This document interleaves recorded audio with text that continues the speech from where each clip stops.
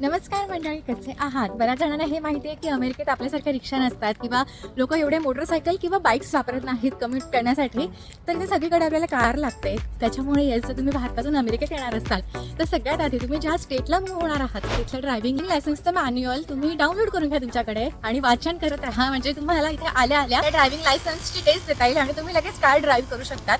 इथे दोन प्रकारच्या टेस्ट होतात, एक ऑनलाईन आणि एक इन पर्सन. तर ऑनलाईनची टेस्ट असते ती आपल्याला त्यांच्या DMV सेंटरला जाऊन द्यावी लागते. तर जी ऑनलाईन टेस्ट होते त्याला एकूण असतात 18 प्रश्न आणि त्यातले आपण 15 क्वेश्चन्स पास होणं मॅन्डेटरी असतं. आणि मग होते इन पर्सन टेस्ट. एकदा तुम्ही ऑनलाईन टेस्ट पास झाली की पुन्हा एकदा अपॉइंटमेंट घ्यायची, त्यांच्या DMV सेंटरवर जायचं आणि त्यांचा एक व्यक्ती ते आपल्याला देतात. आपल्या बाजूला इथे बसलेला असतो, आपल्याला सांगतो की कुठे जायचं, कसं चालवायचं, त्याप्रमाणे आपण चालवायचं. त्यांना जेव्हा खात्री पडते की येस आपण ड्राईव्ह करू शकतो, मग ते आपल्याला पास करतात आणि आपल्याला तिथेच आपला रिझल्ट कळतो.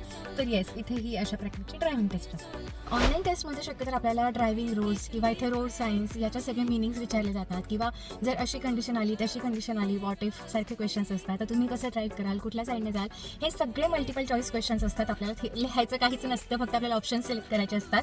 बट येस, इथे 18 क्वेश्चन्सपैकी 15 क्वेश्चन्स बरोबर येणं मॅन्डेटरी आहे, तरच तुम्ही पास होतात आणि मग पुढची प्रोसेस सुरू होते. एकदा तुम्हाला ड्रायव्हिंग लायसन्स मिळालं की मग तुम्ही ड्राईव्ह करू शकतात.